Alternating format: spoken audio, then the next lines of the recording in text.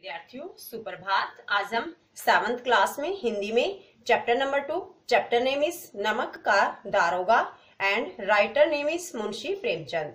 Chapter को आगे continue करेंगे।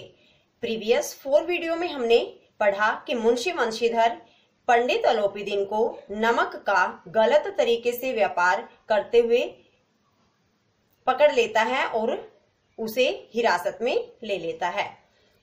उसके विरुद्ध केस चलता है और अदालत में उसे पेश किया जाता है। लेकिन जैसे ही वह अदालत की तरफ जाता है, शहर की एक बड़ी भीड़ उसे देखने के लिए उमड़ पड़ती है। लेखक बताते हैं कि भीड़ इतनी ज्यादा थी कि घरों की दीवारों और छत का पता ही नहीं लग पा रहा था। तो मुंशी वंशीधर पंडित अलोपीदीन को जैसे ही अदालत में पेश करते हैं, पंडित अलोपीदीन वकीलों की एक बड़ी सेना तैयार कर लेते हैं और नतीजा निकलता है कि पंडित अलोपीदीन जीत जाते हैं और मुंशी वंशीधर की हार होती है।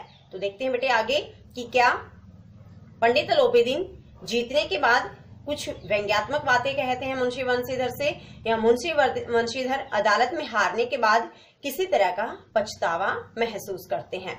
स्टार्ट करते हैं चैप्टर को पढ़ना। चैप्टर को बेटे आगे कंटिन्यू करते हैं। वकीलों ने यह फैसला सुना और उछल पड़े। जैसे ही वकीलों ने फैसला सुना, फैसला क्या था बेटे कि पंडित अलोपीदीन की जीत हुई थी और मुंशी वंशीधर हार गए थे। तो वकीलों को काफी खुशी हुई। पंडित अलोपीदीन मुस्कुराते हुए बाहर निकले। पंडित अलोपीदीन तो जीत गए थे, इसलिए वो हंसते हुए खुशी से अदालत से बाहर निकलते हैं। जब वंशीधर बाहर निकले तो चारों ओर से उनके ऊपर व्यंग्य बाणों की वर्षा होने लगी।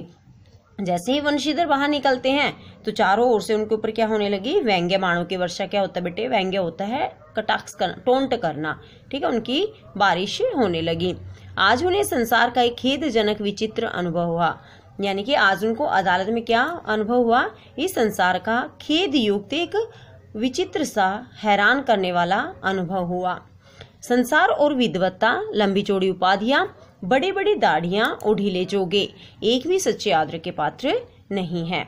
न्याय और विद्वत्ता, जो न्याय है, विद्वान लोग हैं, लंबी लंबी उपाधियां मिली हैं, जैसे जज है बेटे, मजिस्ट्रेट हैं, वकील हैं, ये बड़ी बड़ी दाढ़ियों वाले हैं और जो ढीले वस्त्र पहने हुए हैं, इनमें से वास्तविकता में कोई भी सच्चे आदर के पात्र नहीं है। वंशीधर ने धन से बैरमोल लिया था। तो वंशीधर ने बेटे उस कस्बे के सबसे प्रतिष्ठित जो जमींदार थे पंडित अलोपीदीन, उनसे शत्रुता मोल ली थी।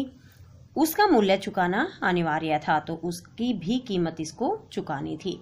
बड़ी कठिनाई से 1 सप्ताह बीता होगा कि मुअत्तली का परवाना आ पहुंचा। बड़ी ही मुश्किल से 1 सप्ताह का समय बीता कि मुअत्तली होता बेटे सस्पेंड कर देना। ठीक है, वो परवाना होता है आदेश।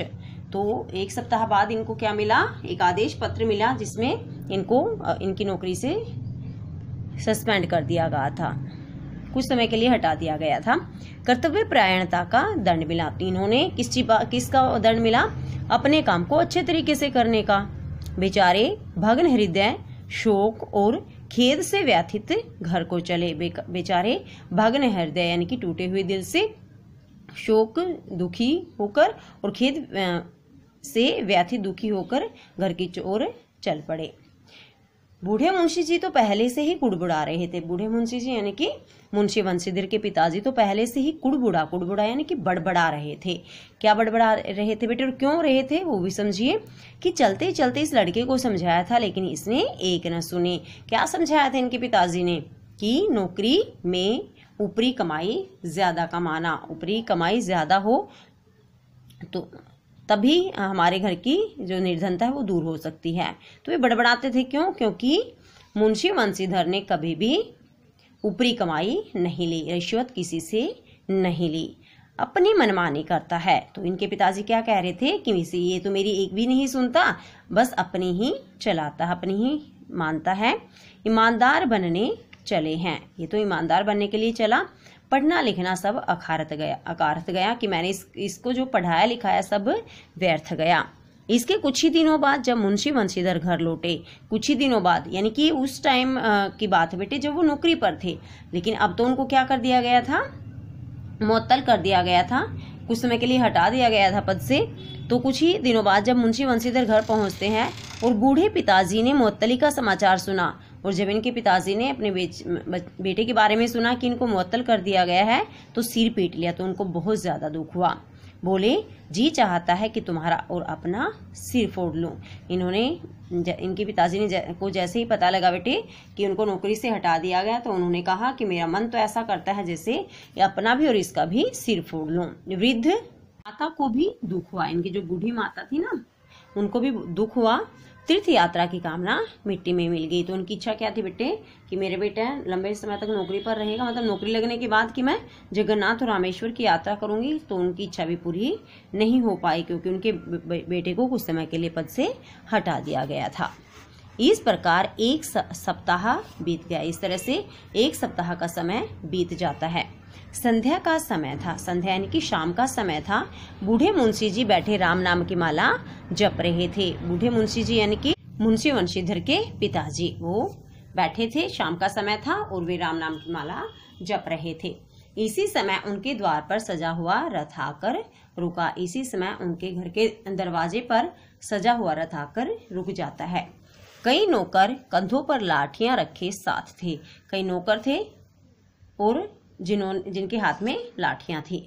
मुंशी जी अगवानी को दौड़े। मुंशी जी अगवानी यानी कि स्वागत करने के लिए आगे बढ़ते हैं। देखा तो पंडित अलोपी दिन है। तो जैसे ही वो स्वागत करने के लिए बढ़े कि सजा हुआ रथ आकर रुका है, 2-3 आदमी भी है जिनके हाथों में लाठियां, पता नहीं कौन है। तो जैसे ही उनके पिताजी देखते वो कौन थे, पंडित अलोपी दिन। झुक कर दंडवत की और लल्लो चप्पो करने लगे।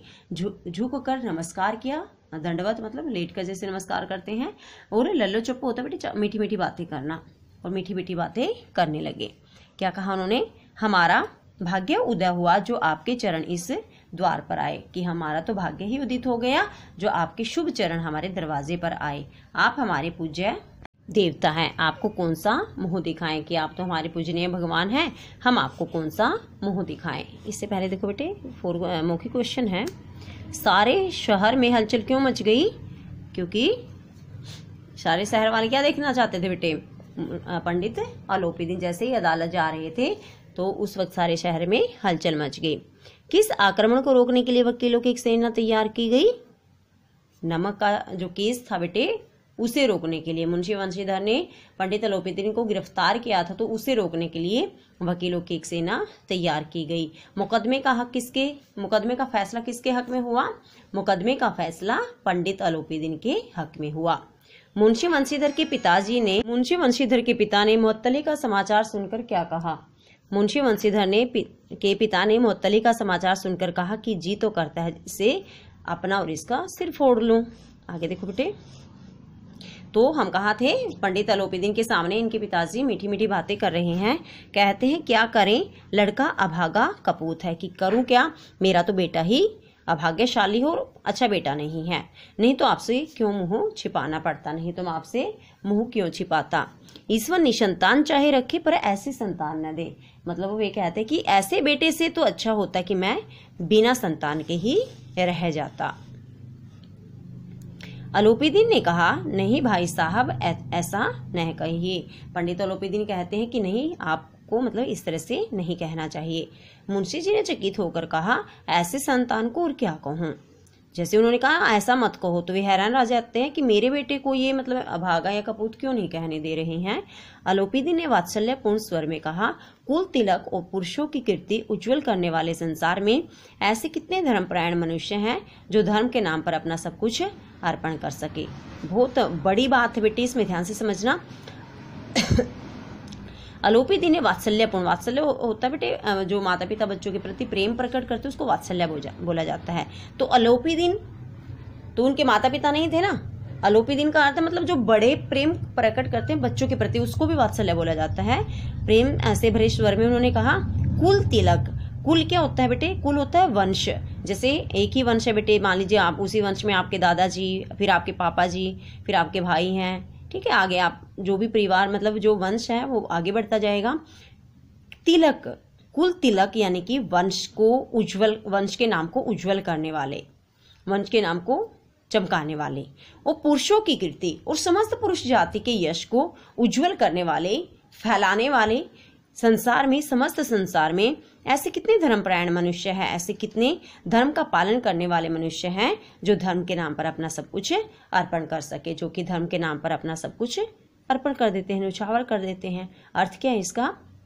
पंडित अलोपीदीन जी कह रहे हैं मुंशी वंशीधर के पिताजी को कि आपका जो बेटा है उसने अपने कुल की लाज रखी है और समस्त पुरुष जाति के यश को फैलाया है, क्योंकि इस संसार में बहुत कम मनुष्य है जो अपने कुल को प्रकाशित करने के कारण और समस्त पुरुष जाति को यश के रूप में फैलाने के रूप में अपनी नौकरी वगैरह से अपना सब कुछ न्यौछावर कर देते हैं। क्योंकि बेटे चैप्टर के स्टार्टिंग में मैंने आपको बताया था कि जो मुंशी वंशीधर थे बहुत गरीब व्यक्ति थे, बहुत गरीब परिवार से थे और उनके लिए तो नौकरी सब कुछ थी ना, लेकिन फिर भी सच्चाई का साथ देते हुए उसे अपनी नौकरी से हाथ धोना पड़ा था।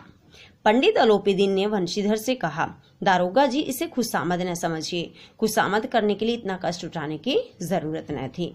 तो पंडित अलोपीदीन वंशीधर की तरफ मुख करके कहते हैं कि आप इसको मेरी खुशामद मत समझना कि मैं आपकी खुशामद कर रहा हूं। अगर मुझे आपकी खुशामद करनी होती तो मुझे इतना कष्ट उठाने की जरूरत नहीं पड़ती। कष्ट क्या था बेटे कि वो उसके घर पर आए थे, तो वंशीधर के साथ नहीं खड़े हैं, वंशीधर थोड़ा सा दूर बैठे हैं लेकिन सुन रहे हैं पंडित अलोपीदीन की बात को और देख रहे हैं अपने पिताजी की क्रियाओं को कि वो किस तरह से उनकी चापलूसी कर रहे हैं। तो बाकी बेटे कल पढ़ेंगे कि कहानी में आगे क्या मोड़ आता है, क्यों आए थे पंडित अलोपीदीन मुंशी वंशीधर के घर।